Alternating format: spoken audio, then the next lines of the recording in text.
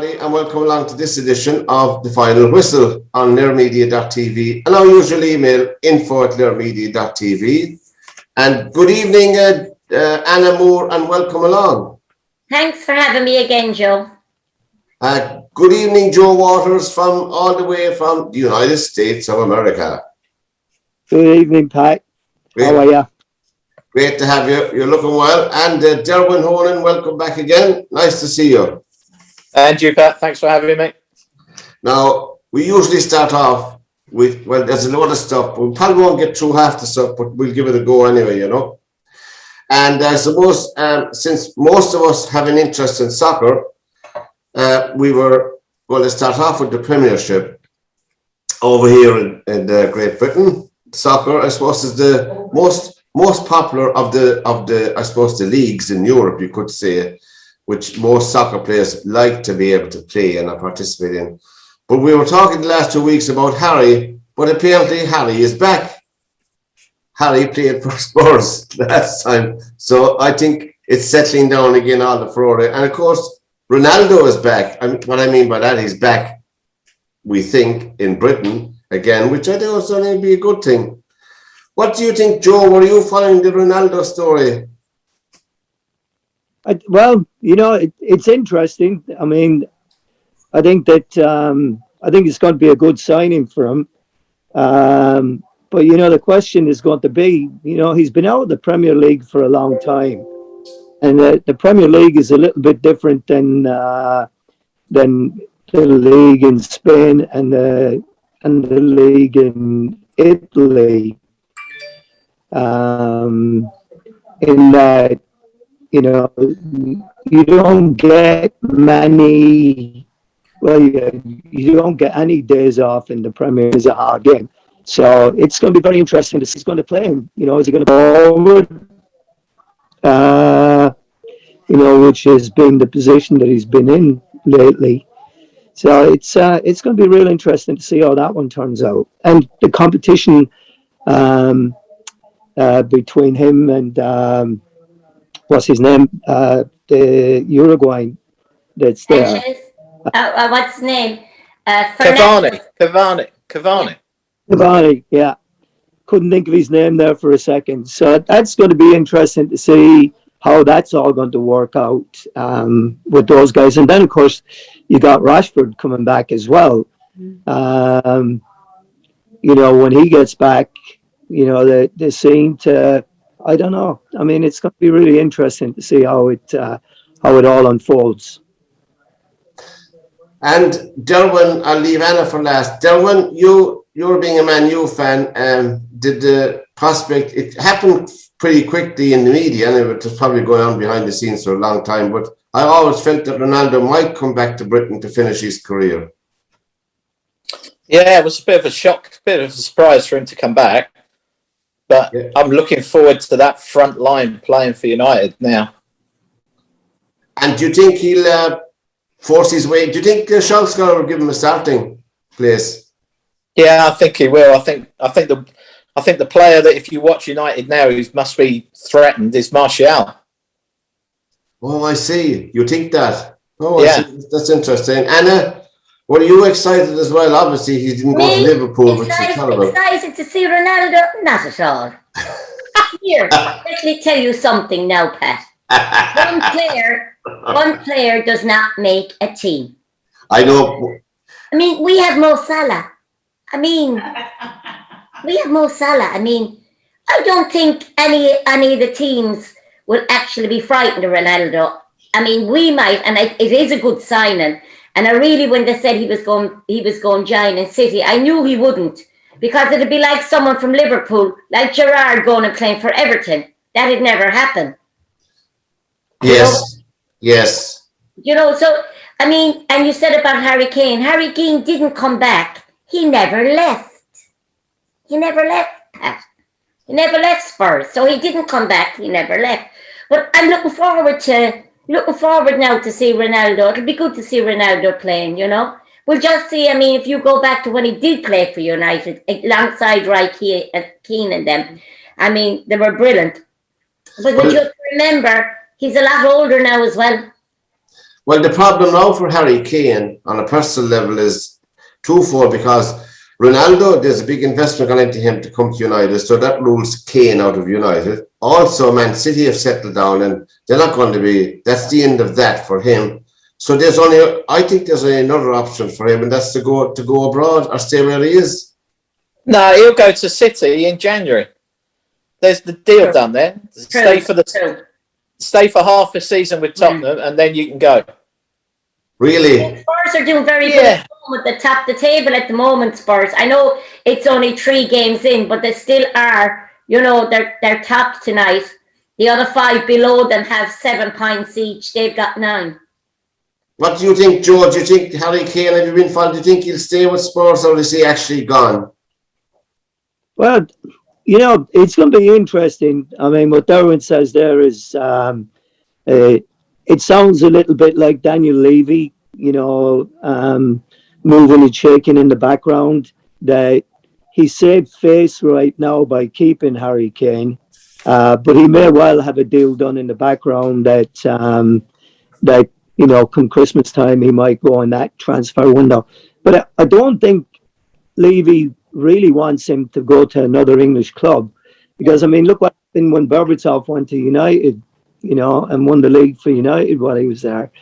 I don't see them wanting to sell him to another club. That would be something that would, that might be something that would be kind of they wouldn't want to do. Yeah, it'll be an interesting one to watch. As Derwynne says there, he's probably gone in January. They might have indeed done. We don't know that. This is only, we'll be September tomorrow. So, yeah, that could have been. I agree with Joe. Any team that's a Premier side would be very silly to sell. If Liverpool had Harry Kane, you're not going to sell him to your rivals when you know such a good player he is. They probably would sell him abroad to Barcelona or Inter Milan or those, but they definitely won't. If they have their way, I couldn't see him selling him to a Premier team either. And of course, we forgot to mention that Messi made his debut for PSG over the weekend.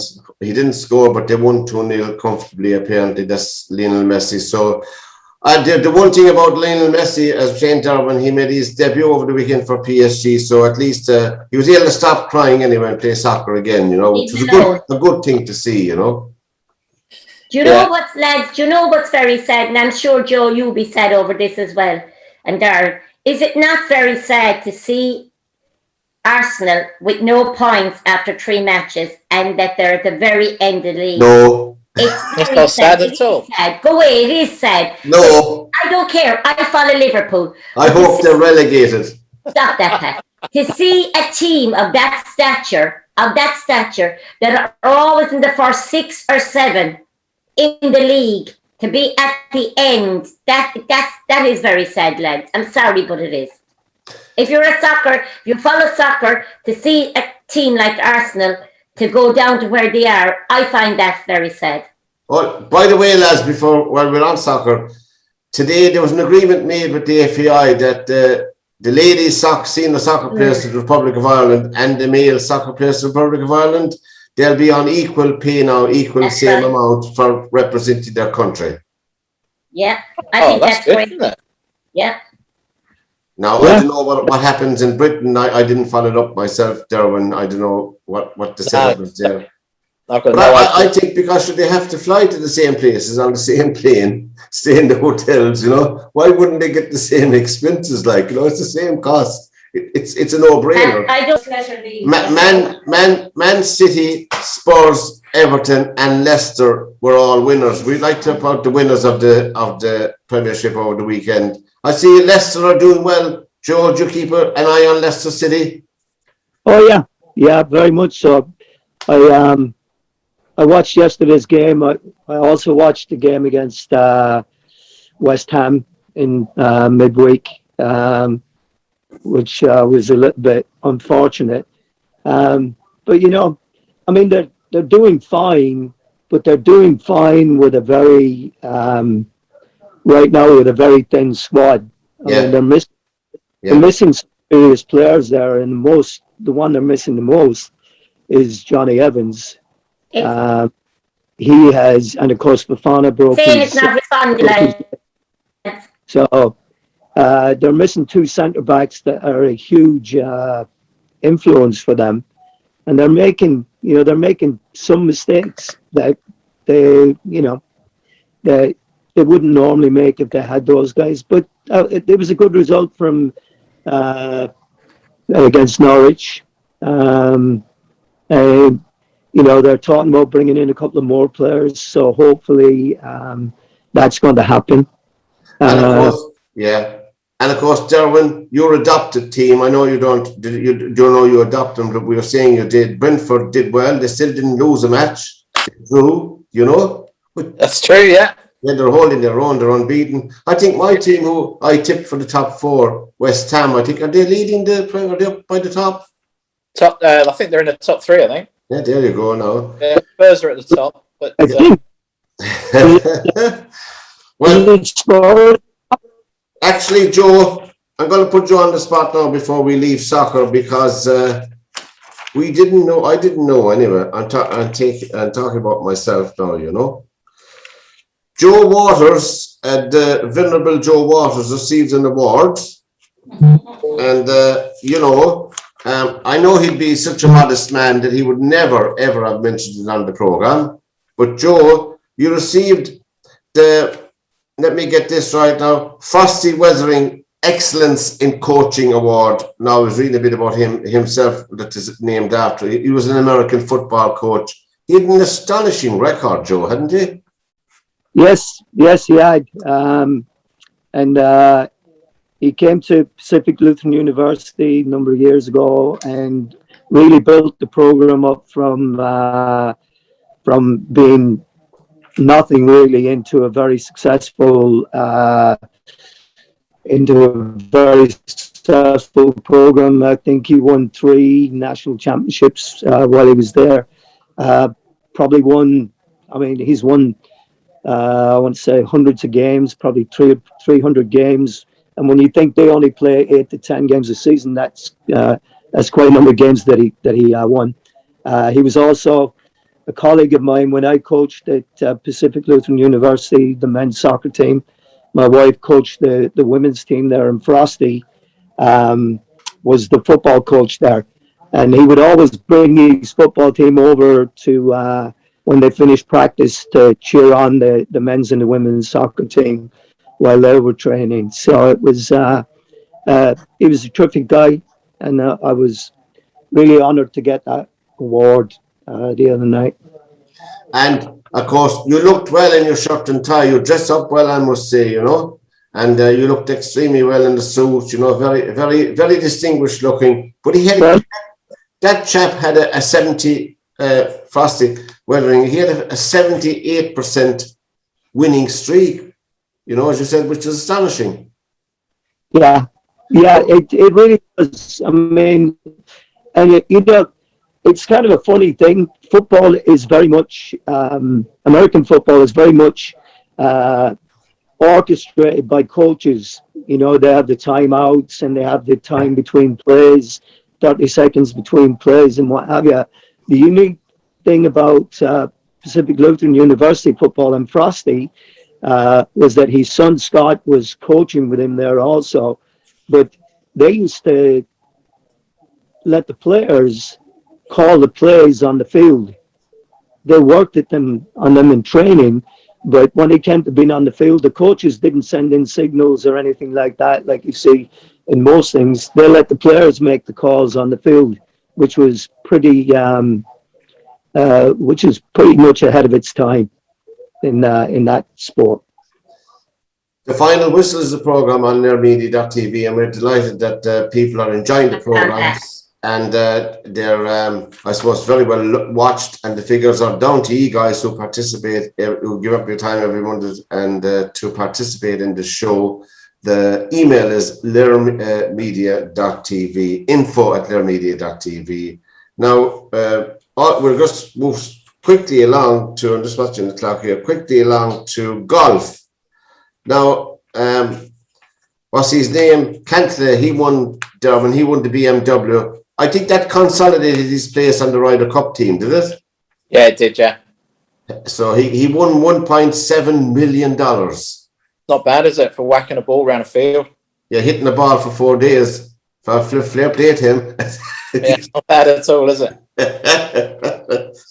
First time it was a 6-hole playoff as well. Yeah, it was unbelievable, like. And he won your man won the European Masters. This guy from Norway, I think. Yeah.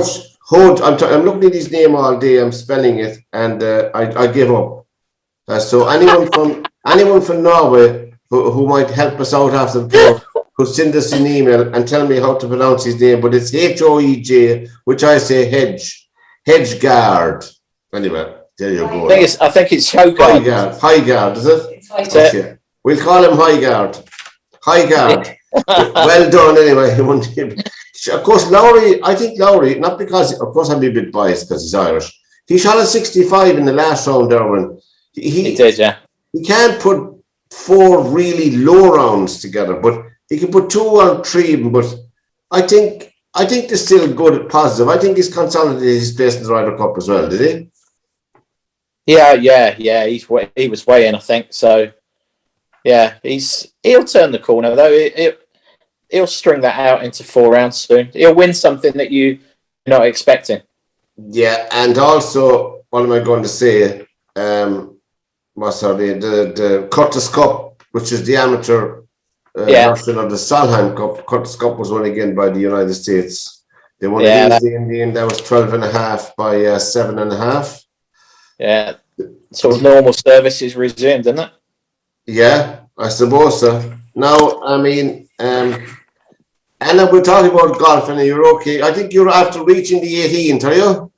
I went up. I had to go out and get my iPad because my computer. Oh, that is absolutely much better. So we're discussing golf and the Curtis Cup. Of course, the Solheim Cup is coming up the weekend coming between Great Britain and Europe, is it? Yeah. European versus it's the ladies' version of the Ryder Cup, the Solheim Cup. And for the first time ever, there'll be an Irish and a Norwegian golfer on the team. You know, that's why we have an interest in anyway for all your golfing fans. But golfing over there, Joe, is pretty big in your neck of the woods, is it? Oh yeah. Well, I mean, golf all over the United States is very big. Anyway, in our area, we're pretty fortunate. We had the US Open here a couple of years ago, 2 or 3 years ago at Chambers Bay, and we have a lot of championship style courses around here.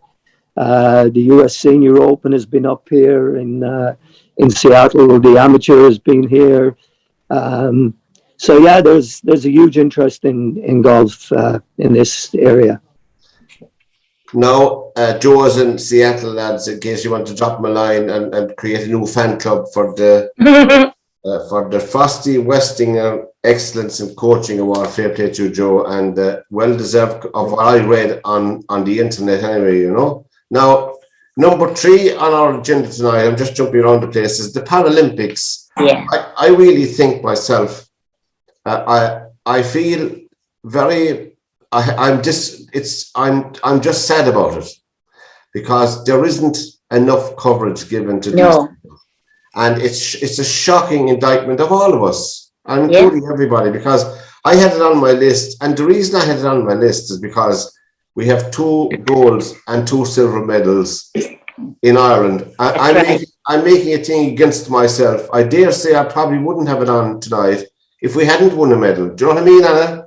Yeah, I know, but we really have 3 silver medals, Pat. Yeah, because the girls on the tandem, that's really only considered 1. But I mean, they won a silver medal each. They did. Plus that lovely little girl, what was her name? Keen is her name. Yes. She won the silver. She won a silver. If you think of it, when she was in Beijing 4 or 5 years ago, whatever it was, she was only 14 then.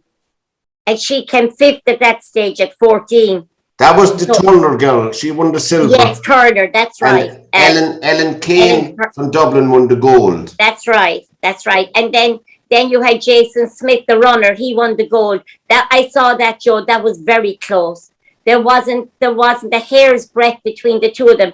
When they came over the line, even the people announcing didn't know who won or who didn't win. No. I saw that the Algerian was Yeah, that's second. right. And I thought he had won it from my side, but anyway, Jason. That We'll was take it. We'll take it. But this is his fourth Olympics. Did you get to see any of it, Joe? Any of the Paralympics or? I have not seen any of it. I did see though the photograph that that you're talking about of the 100 meters with the Irish lad winning. Jason Smith. Yeah, and it was just like, I mean, it was just amazing. I'm looking at the photograph and you're going, wow, that's. And then there was another race after that four of them came in practically at exactly the same time, and they decided the gold medal on how one of them dipped, I think, at the end of it. But it was, I mean, it's just amazing to watch them and see them. Yeah, I was reading about it today, and they were talking about the Paralympics, and there isn't. I thought the BBC. I'm not picking out the BBC because you're on with us, Joe. But I remember Derwynne, because years ago there used to be a highlights program on the BBC on the Paralympics. That's where I used to catch up on all the results. But there's nothing now. You know, if you think of it, Pat, it's harder for these people with disabilities, you know, to train, to do what they're doing, and they're not getting the recognition they should be getting. And if I was their families, I'd feel very hard done by for my child if it was me. Now that Jason Smith, he's won 6 gold medals in the Olympics. And they still will turn around and say maybe, you know, the likes of Kelly or them are Ireland's only gold medalist. But that boy has won 6. And I don't care whether it's the Paralympics or the ordinary Olympics. He won 6 gold medals and it should be recognised. Yeah, we have the ordinary Olympic Games, we have the Winter Olympics, and we have the Paralympics and the Paralympics. And I really think that it should be getting more coverage, really. But I suppose Joe over there and Derwynne and Anna and myself, it's all about money, advertising, and that's the name of the game, you know? Isn't it? It leaves a bad taste, though, doesn't it? Because it does. You sit there and you think, you know, you watch the athletics, and that I personally, you're always questioning which one's on drugs, which one's, why has he won it? But he's won because he's on drugs. And there's a really interesting program on Netflix called Icarus, and it's about the state sponsorship of Russia doing the doping, and they've been state sponsoring doping since 1968. But it's a documentary. You should watch look it. At that. I must watch that, Derwynne. If you look at the Russians, right? The Russian boxers and all the Russian athletes, they were still allowed to take part in the Olympics, but not under Russia. They came under, I think it was ROC they were called, under the Olympics, the Russian Olympic Council. That's who they were run by. But our boxing was the same. We were not allowed. Our IABA, our world body, were not allowed organize the Olympics for the world boxers. It was, again, the Olympic Council of the World Olympic Council that done that. Because our last Olympics, as you know, there was 23 of our officials stepped down for bribery and all of these things. And we saw our own Mike Conlon and we saw Katie Taylor being robbed, you know, and they take over then. They take over and they brought people in. If they could have brought people in that were boxing people that knew what they were doing. Now, it did go off well, but it was a man involved in judo or karate or something that was in charge of it. that wouldn't know our scoring system or anything, Pat. You know what I mean? Well, that's true, and we had that discussion about it, which is unfortunate. But the final wishes the program, and info@lermedia.tv is our email, lads, for all your comments. We don't mind what you say. We don't mind. Please say it, whether it's good, bad. We don't mind, but we'll read them out, and we'll read out your names as well. We must do this tonight at the end of the show. Now, we'll just touch briefly on Gaelic football because there was somewhat of a shock over the weekend here in Ireland. It's our Premier Football thing, and it's down to the last two now between Mayo and Tyrone, two counties who haven't won that many football titles. Mayo last won it in 1951. That's Derwynne's favourite sport, Gaelic football. Now, 1951 was the last time Mayo won it.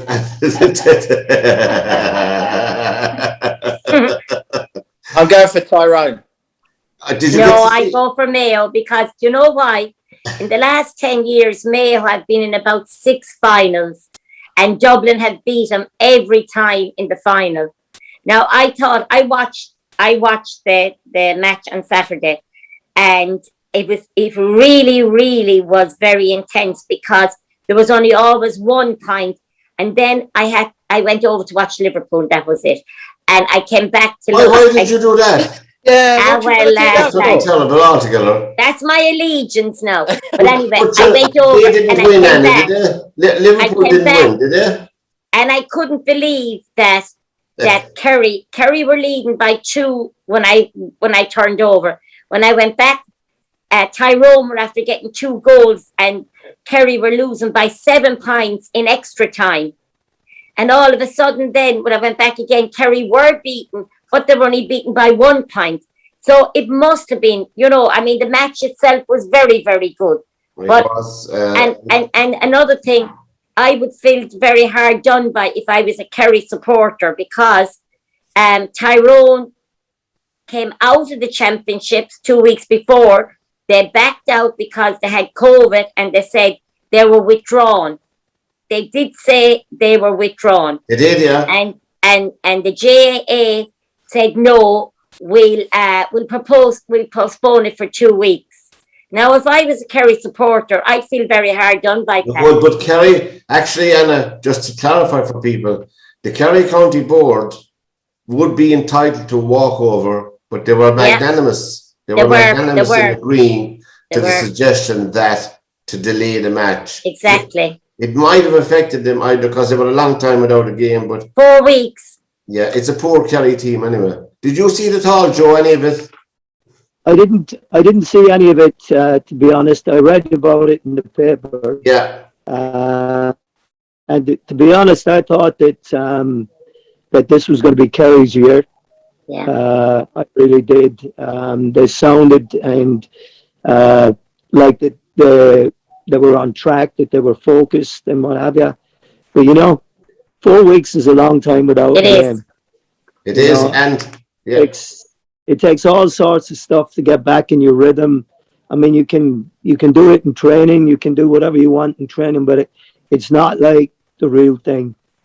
But Joe, as you know, when you're only a week out from a big game like that, you're peaking at that stage. You're peaking, and then to be told, sorry, we're withdrawing. So then you're not training because you think this team has withdrawn. But then all of a sudden they're back in, so you have to go back to training again. And as you said, I don't know, maybe if Kerry had played them on the day they should have played them, they probably would have beaten them maybe. But as I said, that's gone. It's Mayo now and Tyrone. And I think because of how many finals that Tyrone have been in against that brilliant Dublin team, that I would love to see Mayo win. Yeah, you had the same feelings. It was amazing, the contrast with the football and the hurling. The 6 Cork backs were shocking, and in the match against Tyrone, all the backs from Kerry were shocking as well. All the Tyrone were good. So you had the same feelings for the same reasons, even though the ball was bigger. The final whistle. Pat, did you hear the joke that was on during the week on Facebook about the Cork player, Joe, this was on Facebook during the week. The Cork player, just after half time started, the Cork player asked the referee, would you have a new slitter?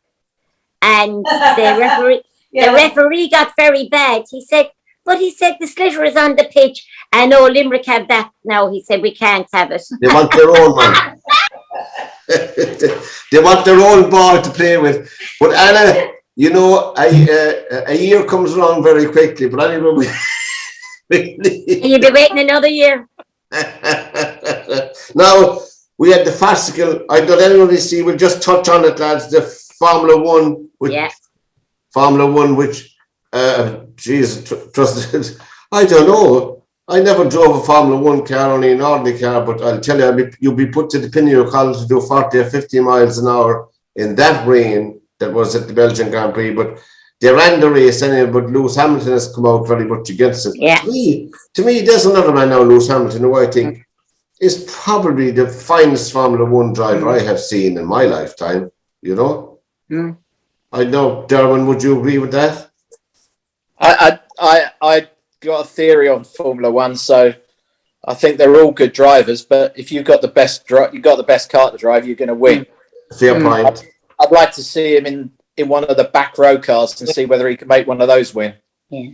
Did you ever take it up, Joe, in your moment? I did all my fast driving at night. Would you be the same? Oh yeah, very much the same. But again, you know, you're talking about Formula One, and that again has come down to money. You know, they ran a lap race because that's what they had to do to get the race officially entered. And it was because they didn't have to act in their sponsors and the whole thing, which really makes it makes a joke of it, really, when you think about it, that you have all these multi-millionaires cars and millionaires, and you couldn't hang around for another day and run the race today. I know they could, of course, you're right. But you see, Pat, as they said, once they had 2 laps done, it was considered a race. Now there's 44 laps in the race, but once they got those 2 laps done, and there was 3 hours of a delay, and the people sat there in that weather, right? So they had to try to restart it. And then what did they do? They done 2 laps, and then they gave half points to those that won. We say if you were supposed to get 30 points, they gave them 15. You know, and there was one guy, and he said himself that they'd never have won points. They never would have, only for what happened. And Lewis Hamilton himself said that all the people that stayed there should be given back their money. Yeah. Yeah, I mean, there's a point to be made for that. That was a Formula One. We hope that the next one will be a longer race, and we'll be able to see it properly. No. Just down the road, Joe, from you in New York. I know it's not just down the road, but just down the road in New York, the US Open began today. The US Open tennis, the last major of the calendar year, and of course, Ashley Barty is the women's favorite, and Novak Djokovic, if he wins it, he'll be the most successful male tennis player to win Grand Slams. God. Because himself and I don't like him. Federer and Nadal are on 20, but it looks like it's his to lose. I don't know what you think of Djokovic, but it's looked, and if he makes 21, there's speculation that he may retire.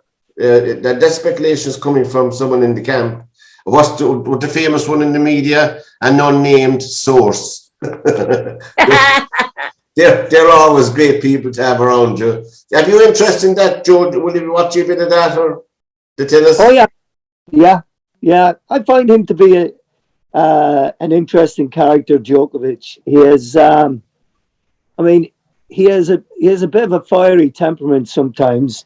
You know, you've been used to Federer and Nadal for a while, who have been seem to be really good, you know, good guys that are, you know, don't get upset when games go against them, you know, do stuff like that. And Djokovic seems to be a little bit sometimes like a spoiled kid. Yeah. You know, to be honest, I mean, him getting to that kind of, it seems like it happened so quickly that he's won so many. And for Federer and Nadal, it just seemed to be over time that they did it. And this guy, you know, and I'm probably wrong in that, but when I read that he could surpass those guys, I'm going, wow, how did I miss that he won that many? You know, but he's certainly a talented guy. Yes, But he does a little bit of a side to him that seems to be. But he's a then, fabulous player. And Derwynne, will you be watching any of that? Well, Andy Murray is playing tonight. It'll probably be his only match at the US Open, do you think? Yeah, I'm not a big tennis watcher. No, I'm not either. No, Andy Murray is playing Tsitsipas, who'll be one of the people who'll be tipped to reach at least the semi-final, if not the final itself. So I think he's on a hiding to nothing on this. But I think that what's Drakovic, whatever his name is, I think that he reminds me of John McEnroe when John McEnroe was there years ago. He's like a spy, as Joe said, he's like a spy brat. Yeah, and it's my way or no way. He's a fiery man with a bit of personality. Yeah. Anyway. Yeah, he's not classy like Federer, is he? No. No. Federer was well. Obviously, he had a different temperament than than Djokovic. Of course, you have to understand where they came from as well. Like Federer was from Switzerland, his upbringing, would be different, and not making any excuses for people. You're in charge of your own temper. But when you look at where Djokovic grew up in Serbia and what happened there, it's not so very long ago. There was a murder and mayhem and appalling atrocities. But Pat, that's when you think that he'd appreciate what he's achieving now. Yes, true. And Ash Barty, she's favoured to win the women's, and Naomi Osaka is in it as well. But we'll be keeping an eye on it, and we'll bring you all up to date next Monday with some of the casualties. Now, I was reading a story over the weekend about, I know, Joe, you probably relate to this because there was a huge controversy in American football as well about the collisions. And this rugby union player called, I'll better read out his name, Alex Popham. I think he's a Welsh rugby player. Yeah, Popham, yeah. He was diagnosed last April, just on his 40th birthday, with the early onset of early dementia. Oh, God help us. And when they showed, you can Google it yourself, when they showed a picture of his brain, and when they pointed out the damage that was done to his brain, he's only 40 years of age now. I'm wondering how, if I didn't know the man at all, I'm wondering how's he walking around, never mind getting the early onslaught of dementia. So it brings up the whole idea of these massive men now that you have in rugby, and you have them in American football as well. You have these huge 20, 22 stone people in the front row. You have 66 stone of 3 people, and you're the 9, or you're the 10, or you're the center, slide fast, and you collide between 20 and 100 times in each game of these people. I think there has to be a question mark about the whole approach to safety. Well, Safety. I think what they're bringing up now, a lot of the players, is that this amount of, I think it's like 6 or 8 subs, isn't it, who can come on during the game. And there's a big play at the moment to try and cut that back down to being like 3 or 4. Because what they're saying is that you've got, basically every rugby team does it. They've got the second team or second half of a team to roll out when it's 20 minutes from the end and take the ones off who are a bit tired and a bit leggy and put the fresh ones on, and they are colliding with people who are tired. And that's a fair point. It's just, I play a lot of golf with some of those Welsh rugby players, and I spent some time playing golf with one of the guys who's a physiologist, and he was so interesting because he was saying that the Welsh Rugby Union, when they go through their scouting procedures, that when you're 14, 15 and you're playing like for the county or a big club as a junior type thing, that if they used the same technology now that they did in the 70s, that Gareth Edwards, Phil Bennett would never have made it into the first team because their physiology would not be big enough when they're a certain age to make it into the international team. The last person to come through that differed from that was Shane Williams. Shane Williams on the wing, so he wouldn't get on the team now, would he? No. Because what you just said there about the scrum halves and the fly halves being the slight, fast, nippy ones, you know, if you look at a modern fly half, he's 6 foot. They're not the 5'6" guys anymore. Well, not anymore. No. They're 6 footers and they're built like brick outhouses. And Joe, do the same problem in American football, I think. I suppose not so. I had the same problem, same discussion in American football as well, whereby the concussion and dementia as well. I think there's been a few class actions taken. I'm not too sure. I didn't research that now for this show. We might do it in the next one, you know? Yeah, no, the same thing is happening. You know, they're getting now players that are, you know, dying and what have you, and a lot of them are donating their brains to Research. Yeah, to have it researched. And you know, these guys are wearing pads and helmets. You know, and the helmets are specially designed to take, you know, some of the pressure off of it. But you know, you're still getting hit hard, and you know, a concussion is not necessarily caused from being hit on the head. No. A concussion can be from getting hit in the chest or getting a huge tackle on the shoulders or what have you, because you're shaking your brain violently, and that's what is what happens. And even, you know, in our own game here, soccer, I mean, we have to go through what we call the Leicester law here, which is something that's been implemented and put in place because it was a young man, and it's second syndrome concussion is the problem. When you go back into a game soon after you've had your first concussion and your brain is not healed and what have you. I remember and a fella took a shot and hits me on the head with it. And I swear to God, I was wandering around the field for about 20 seconds, not having a clue where I was. And the lads are trying to get me over to the bench, and I can't hear a thing, I can't see a thing. And the game is going on around me. You know, I go off, 5 minutes later, I'm field. You know, because you know those. Go on, Derwynne.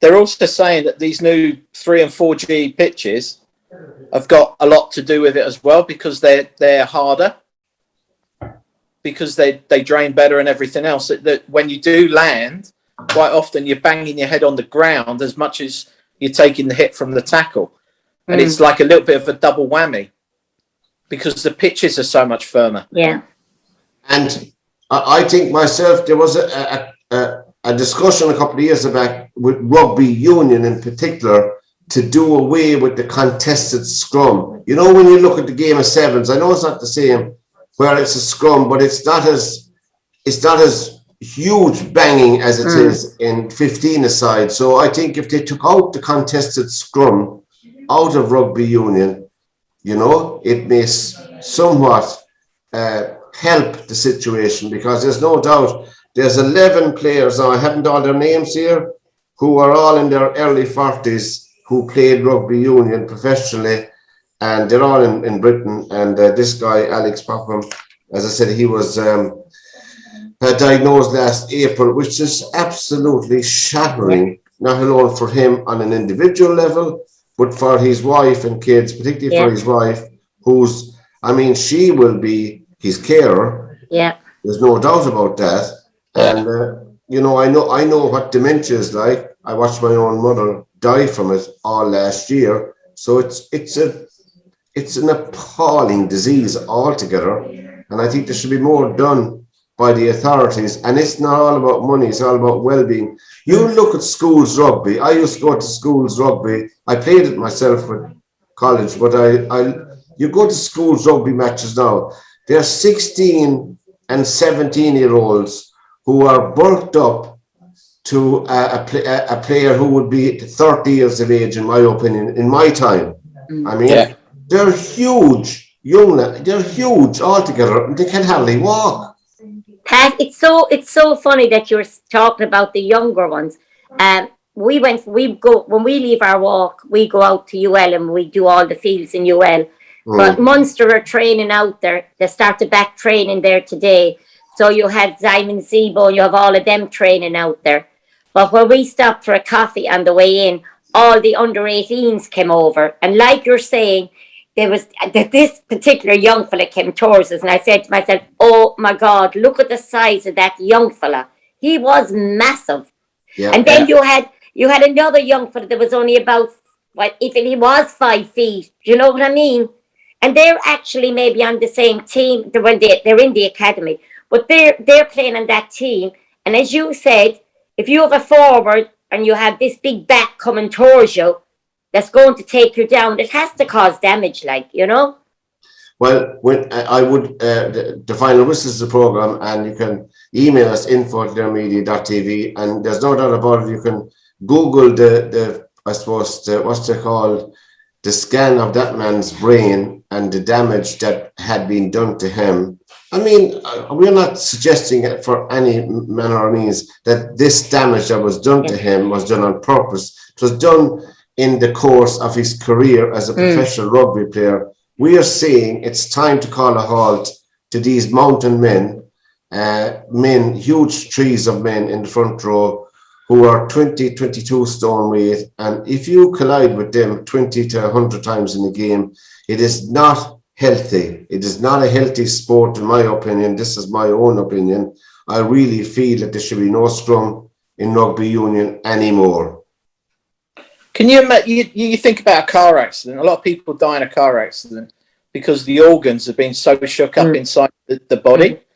You know, I know some of the Welsh lads, like I said, and some of them the day after the internationals are barely able to walk because they're just that battered.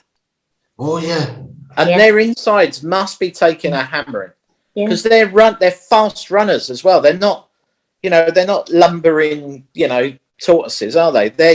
They're sprinters with boxers' physiques, and they're hitting you at speed, aren't they? They're not, it's a fast game now, isn't it? It is.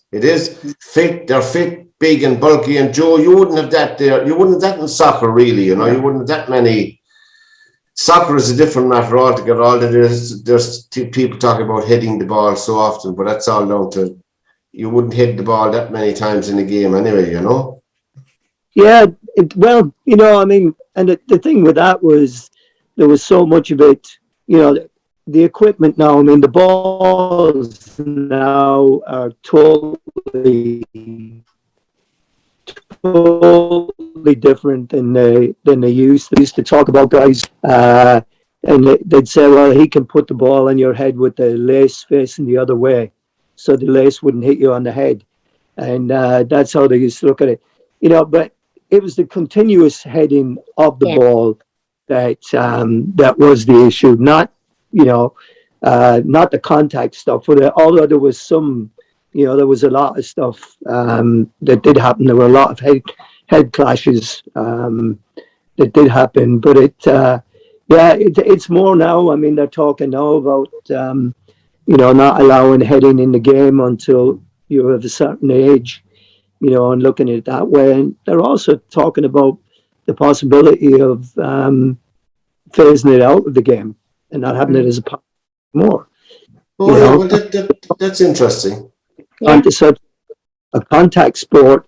I mean, I remember watching the Barbarians playing the All Blacks in Cardiff. I think it was back in the 70s when Gareth Davis and all those guys Gareth Edwards and all those guys were playing, Mike Gibson, Phil Bennett.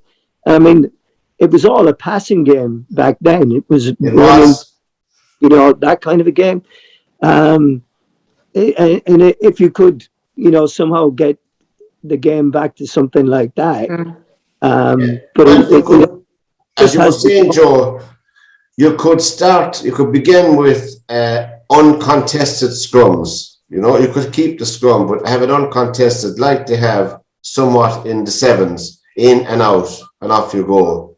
Yeah, and you don't have time for the big long collisions then. And maybe reduce the number of players in the team from 15 to 13. There's more space then in the team. There's less collisions. There's less time for, I don't know, look, there's so many things could be done. We're not picky on rugby on purpose. It's like when Barry McGuigan was fighting young Ali all those years ago, and you remember that when young Ali died after the fight, and there was a huge clamour again to ban professional boxing. I'm not saying I agree with it or disagree. It's very unusual for a boxer to get killed, because the last one before that was Emil Griffith and Benny Kid Perret. But like that, Pat, I mean, it's so, you know, I mean, in boxing, it's so, we done a survey and of all sports, and boxing is only 10% of serious injuries or deaths. We're at the very, very low, which you wouldn't believe, but we're at the lowest section of injury or death in sport. Yeah. But as I said to you before, my husband never believed in head guards. He always felt, it would be the same maybe for rugby, or that he always felt that you're taking the same blows that you would without the head guard. And when you get that blow, he said, your brain goes from one side to the other. And it's not that one blow, it's the next blow, he said, that does the damage. But without the head guard, you will go down. With the head guard, you won't. No, because there's very few. You don't feel the impact as much. That's fair enough, because there's very few not clean knockouts in amateur boxing with head guards. There isn't any. Very, very little in amateur boxing. Very little. Except you walk into a sucker punch. But you see, the difference is, in professional boxing, the referee will let it go and go and go.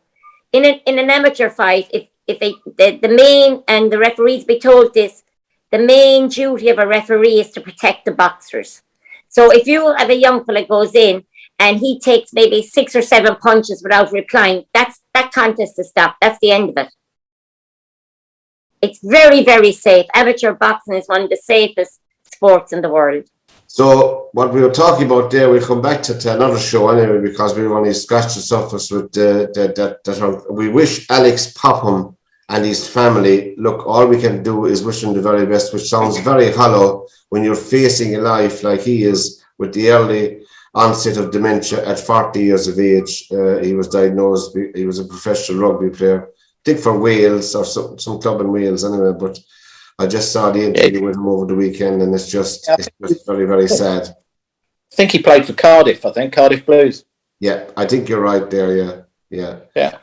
So lads, before we go, from the Ryder Cup is coming to now, Derwynne, in the British, the European Ryder Cup team, as they're called now. I still keep falling into the trap of the British and Irish. It used to be the British and Irish Ryder Cup, wasn't it? Britain and Ireland. Yeah, GB and Ireland, yeah. Yeah, Great Britain and Ireland. Didn't they brought in the Europeans into it? Yeah. That's right. Yeah, I suppose. 1971 brought Europeans in. So you know the ones. Who do you think the wild cards will be? Who do you think they'll be? There's a huge amount of people in the running for it. Paddy Harrington won't have an easy job. Well, I think Stenson deserves it. He's played the last 2 weeks solid, and he's got the next 2 weeks playing as well, trying to get into that team. So I think Stenson deserves a wild card. I think that Robert McIntyre deserves it. Scotland. Yeah, he plays out in the US tour, I think. And as for the third one, I no idea. Is there any Irish in it? Oh, there's Lowry. Oh, Lowry, yeah. Yeah, Larry McIlroy. McIlroy is British. Was McIlroy in it, is he? You're very bold. Oh, right, I get it. We're back on this Jack Charlton rules again, are we? Oh, we are, yeah. I don't think he has a granny from Cork yet, you know? If their grandparents are from Cork, they can't play So for in the Ireland. actual team, there's 2 Irish players, McElroy and Lowry, is there? Yes, yeah, that's true. That's true. I'm only joking. And Joe Waters from the award-winning coach over there in Seattle, Joe Waters. It's been a great night, Joe, and thank you again for turning up. From Anna Moore, who's our boxing expert, from Derwynne Honan, who's our golfing expert, we think. I don't even know that, Derwynne. From this edition of The Final Whistle, lads, until we meet again, it's been a blast. Good evening and goodbye until we meet again next Monday night. And from again from Joe, Anna, and Darren and myself, take care and good luck. Night, everyone. Night.